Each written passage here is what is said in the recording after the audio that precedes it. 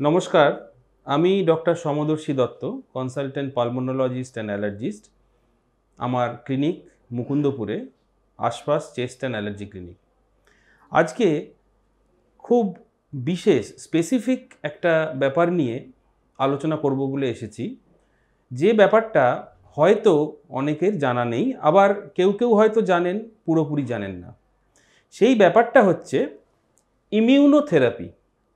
Immunotherapy আবার বিভিন্ন রকমের হয়।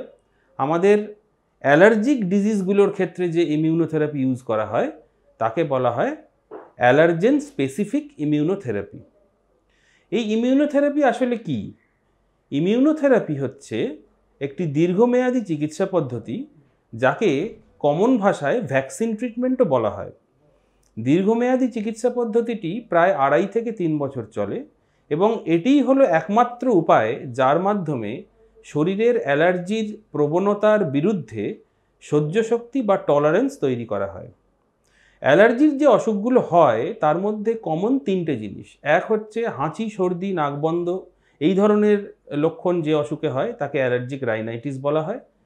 শ্বাসকষ্ট, সাঁই বুকে চাপ, কাশি, এই ধরনের লক্ষণগুলো যে অসুখের জন্য হয় তাকে অ্যাস্থমা বলা হয়। এবং কিছু কিছু মানুষের ক্ষেত্রে চামড়ায় অ্যালার্জি হয়, বড় বড় ফুলে ওঠে যাকে আমবাজ বলে, বা দানা দানা বেরোচ্ছে, আঁশের মতো উঠছে, ভীষণ চুল করছে, তাকে অ্যাটোপিক ডার্মাটাইটিস বলে। এই যে অ্যালার্জির অসুখের প্রকাশগুলো, এর মধ্যে মূলত শ্বাসনালীর যে প্রকাশ, অর্থাৎ হাঁচি সর্দি থেকে শুরু করে শ্বাসকষ্ট, সাঁই এই ধরনের অসুখ মূলত যাদের আছে তাদের ক্ষেত্রে এই ইমিউনোথেরাপি ভীষণভাবে কার্যকর। ওষুধপত্র অবশ্যই চালাতে হবে। অ্যাস্থমার জন্য ইনহেলার অবশ্যই নিতে হবে। আর অ্যালার্জিক রাইনাইটিস বা নাকের ভেতরে যে অ্যালার্জি, তার জন্য চিকিৎসকের পরামর্শ মতো ন্যাজাল স্প্রে নিতে হবে। প্রয়োজনে ট্যাবলেটও খেতে হবে। কিন্তু এই ওষুধগুলো কোনোটাই অসুখটাকে মূল থেকে সারিয়ে তুলতে পারে না বা মডিফাইও করতে পারে না। তার জন্যে এই ইমিউনোথেরাপি পদ্ধতি ভীষণ কার্যকর। এর মাধ্যমে যে অ্যালার্জেন থেকে এই অ্যালার্জির প্রবণতা প্রত্যেকটা মানুষের বেশি, সেগুলো প্রথমে খুঁজে বার করা হয় একটি পরীক্ষার মাধ্যমে, যার নাম skin prick test. Skin prick test কিংবা সিরাম অ্যালার্জি প্রোফাইল টেস্টের মাধ্যমে কোন কোন অ্যালার্জেন থেকে কতটা অ্যালার্জি সেটা খুঁজে বার করে তার ভিত্তিতে ভ্যাকসিন বা ইমিউনোথেরাপি তৈরি করা হয়।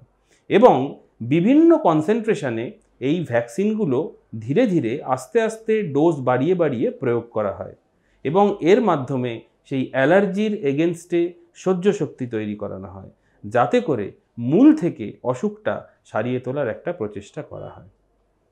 ভীষণ কার্যকরী এই চিকিৎসা পদ্ধতি, কিন্তু এর জন্য যেটা প্রয়োজন সেটা হচ্ছে ধৈর্য। ধৈর্য রাখতে হবে, নিয়মকানুন মানতে হবে, অ্যালার্জেন অ্যাভয়েডেন্স করতে হবে, ওষুধপত্র ঠিকমতো নিতে হবে। তার সাথে সাথে যদি এই ইমিউনোথেরাপি প্রয়োগ করা হয়, সেক্ষেত্রে অসুখটা মূল থেকে সেরে যাওয়ার চান্স অনেক বেড়ে যাবে। সুস্থ থাকুন, ভালো থাকুন, প্রয়োজনে বিশেষজ্ঞের পরামর্শ নিন। ধন্যবাদ।